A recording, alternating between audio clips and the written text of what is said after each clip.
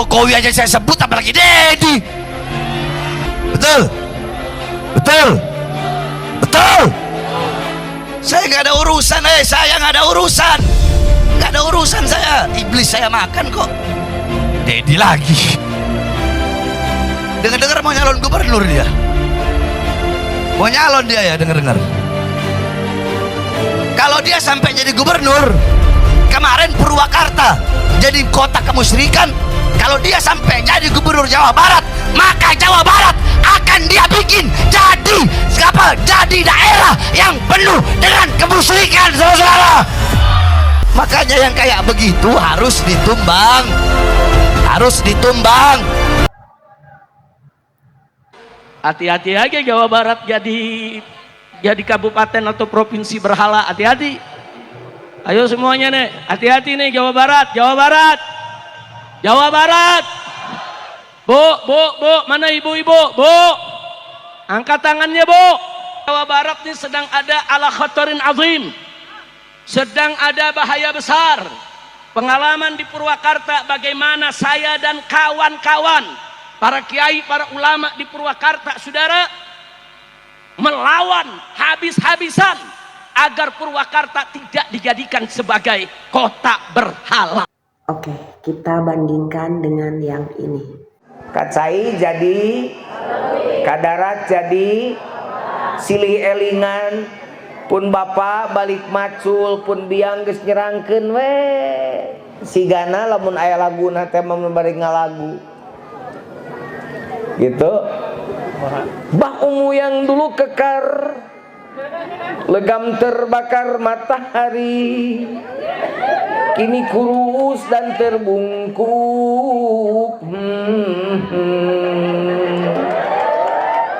Bapak baheula mah bapak teh awak sembadak, dada bulukan buluan.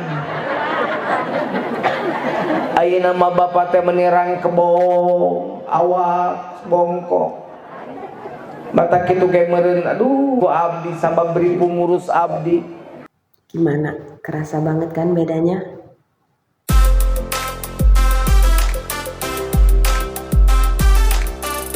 Pernahkah kita menyadari bahwa ceramah agama yang kita dengar hari ini semakin jarang mencerminkan keunikan budaya Indonesia?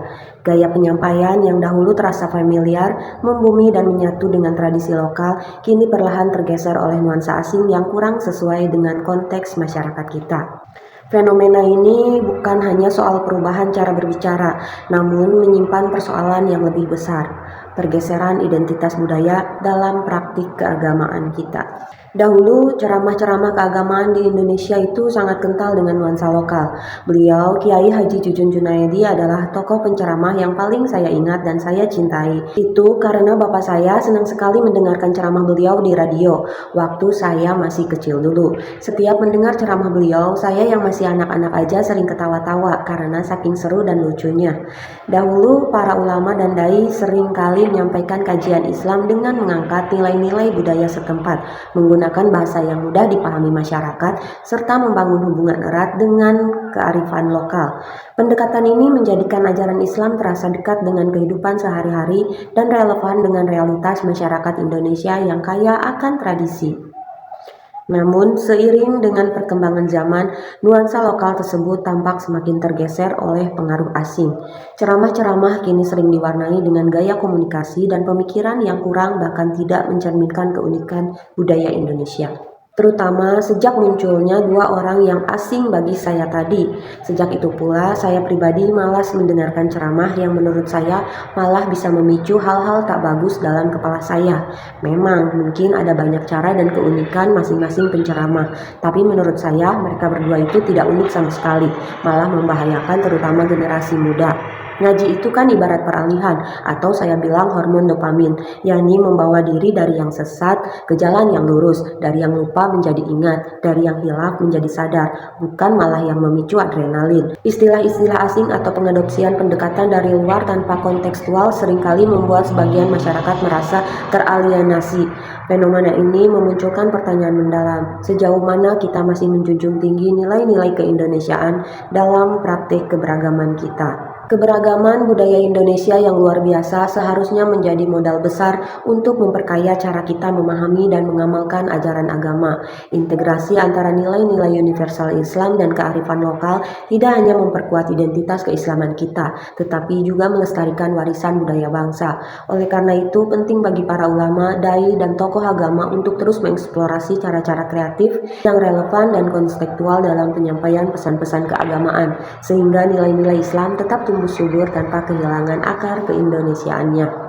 Hilangnya para ahli ceramah pribumi yang memahami seluk-beluk budaya lokal membawa dampak yang signifikan bagi masyarakat. Para tokoh ini selain berfungsi sebagai penyampaian ajaran agama, juga menjadi penjaga keharmonisan antara nilai-nilai Islam dan kearifan lokal. Mereka memiliki kepekaan terhadap dinamika sosial, adat istiadat, dan tradisi masyarakat, sehingga pesan-pesan agama yang disampaikan terasa relevan, membumi, dan mudah diterima oleh berbagai lapisan masyarakat. Ketika sosok-sosok ini semakin langka, masyarakat bukan hanya kehilangan sosok panutan yang mampu menjembatani agama dengan kehidupan sehari-hari, tetapi juga terancam kehilangan akar-akar keislaman yang tumbuh subur di tanah air. Islam di Indonesia dikenal dengan wajahnya yang ramah, toleran, dan inklusif, yang selaras dengan budaya lokal.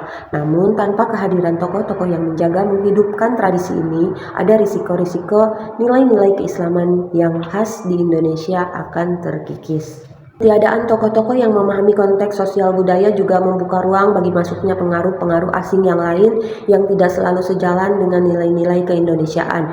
Paham-paham radikal atau ideologi yang kurang menghargai keberagaman budaya dapat dengan mudah menyebar, mengisi kekosongan tersebut. Hal ini berpotensi menciptakan kemunculan di tengah masyarakat dan mengancam keharmonisan yang telah lama menjadi ciri khas Islam di Indonesia.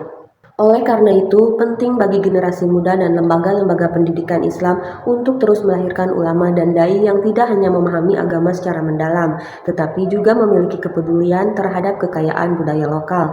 Dengan demikian, nilai-nilai Islam yang rahmatan lil alamin dapat terus berkembang tanpa menghilangkan identitas keindonesiaan yang telah menjadi ciri khasnya.